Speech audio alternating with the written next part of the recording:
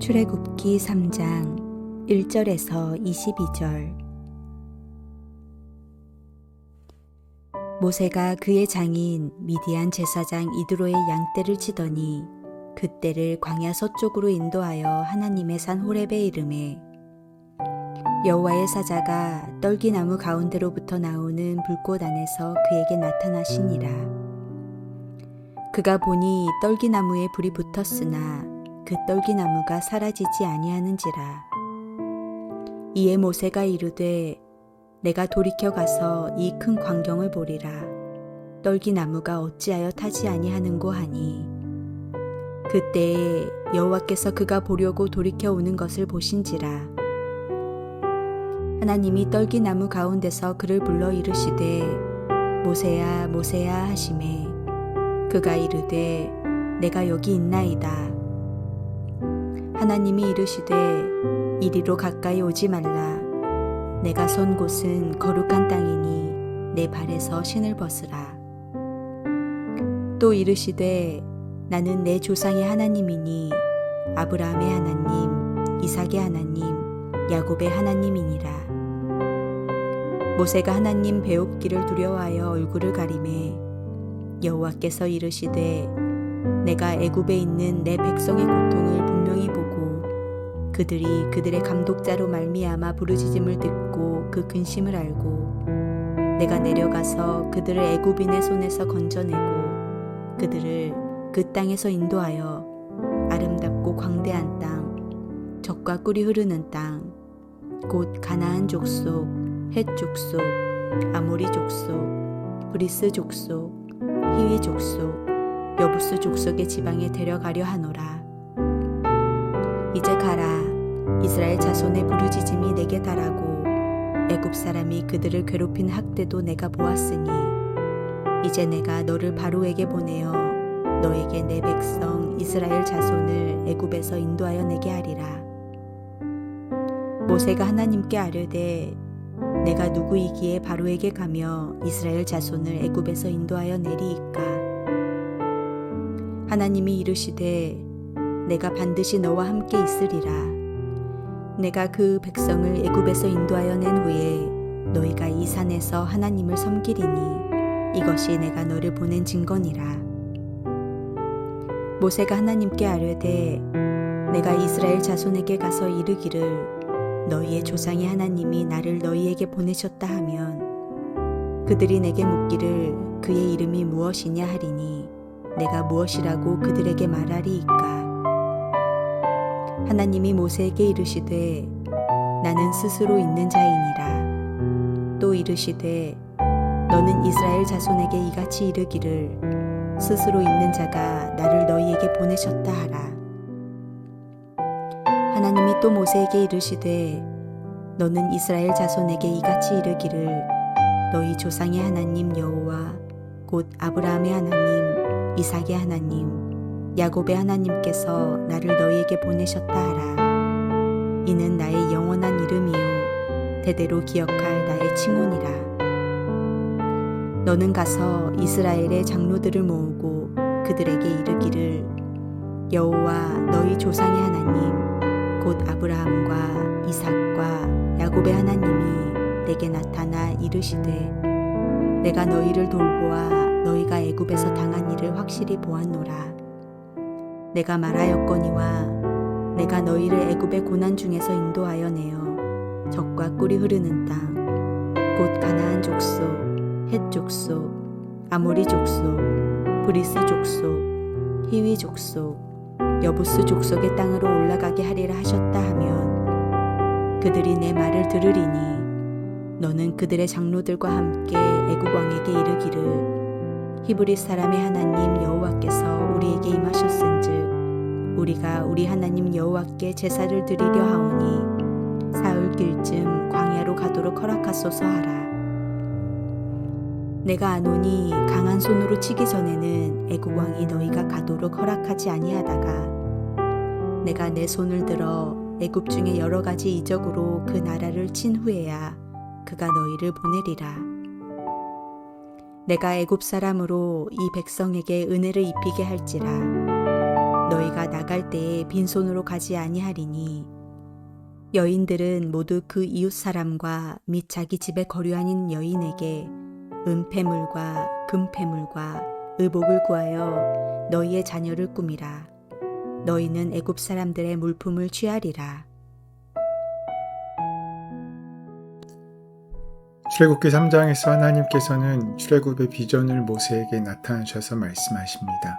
다시 말해 이 장은 창세기 15장의 말씀을 확대 복사한 장이자 출애굽의 전 과정을 축소 복사한 장이기도 합니다. 하나님은 모세가 40년 전 혼자의 힘으로 시도했다 실패했던 출애굽을 이제 직접 실행하시기 위해 모세에게 먼저 되어질 일들을 선명하게 보여주고 계십니다.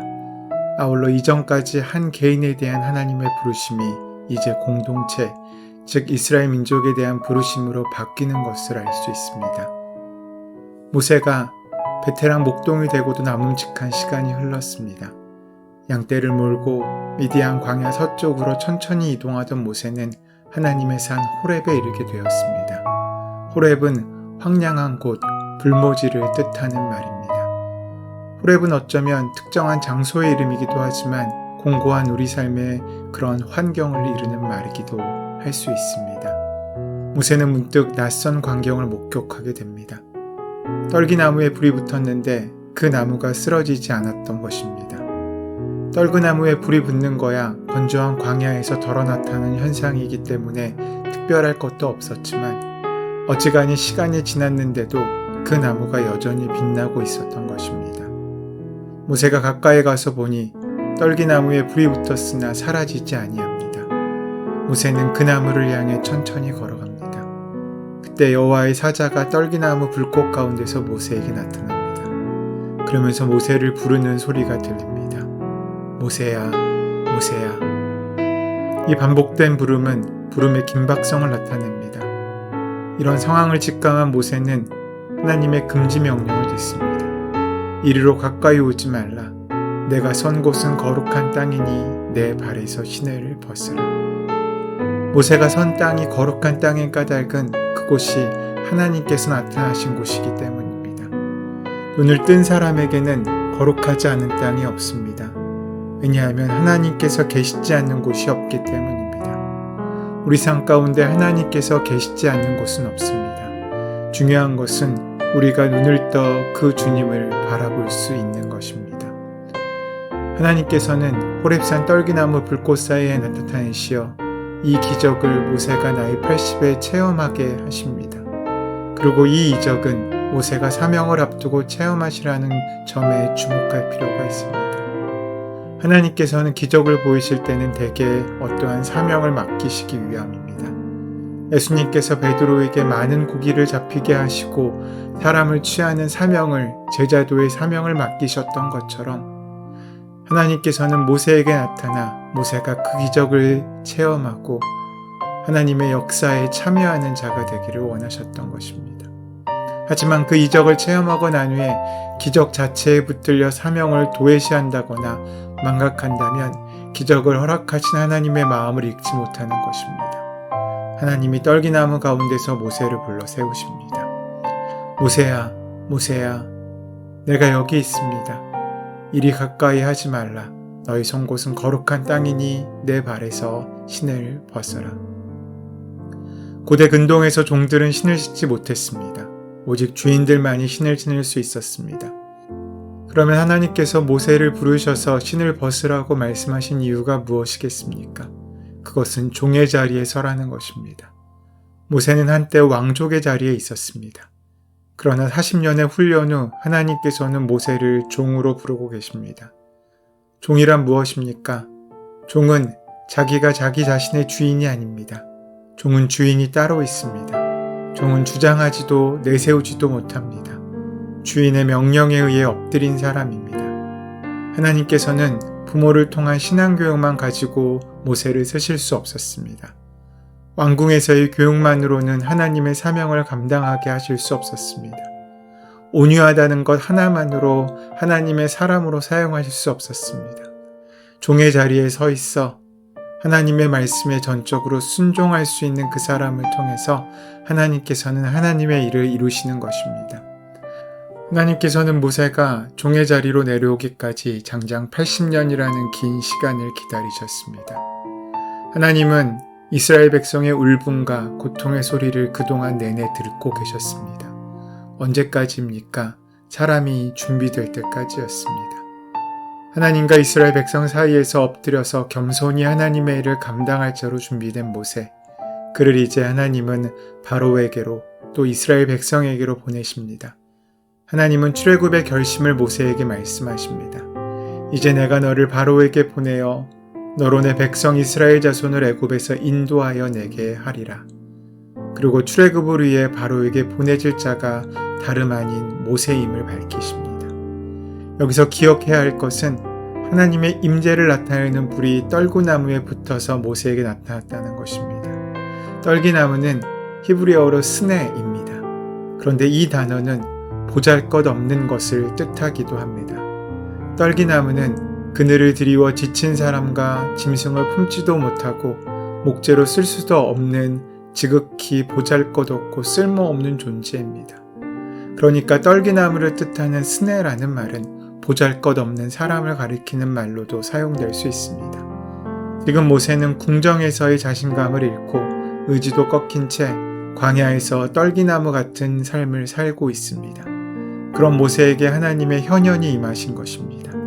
하나님께서는 떨기나무 같은 이들을 찾아오셔서 그들을 빛나게 해주시는 분이십니다. 이것이 불붙은 떨기나무로 모세에게 나타나신 하나님의 마음입니다.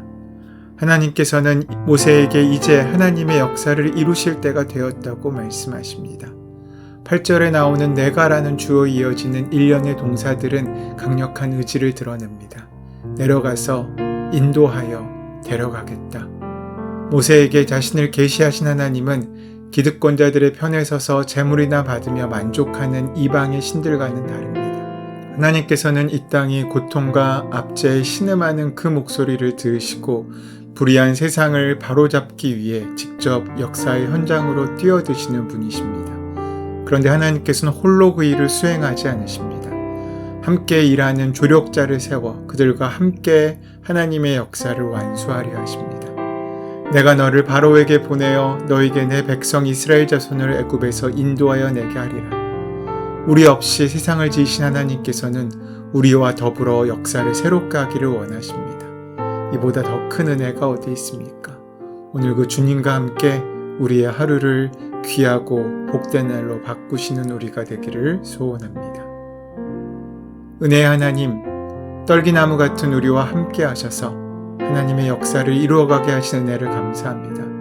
내 힘이 아닌 하나님을 의지하게 하시옵고 그 믿음으로 사는 우리 되도록 인도하여 주시옵소서. 우리 주 예수 그리스도의 이름으로 기도드립니다. 아멘. 이제 오늘 허락하신 말씀을 깊이 묵상하심으로 오늘 나에게 주시는 말씀으로 만나시기 바랍니다. 우리의 삶의 모든 문제와 간구를 하나님께 온전히 맡기시며 함께 기도하는 시간 가지도록 하겠습니다. 함께 기도합니다.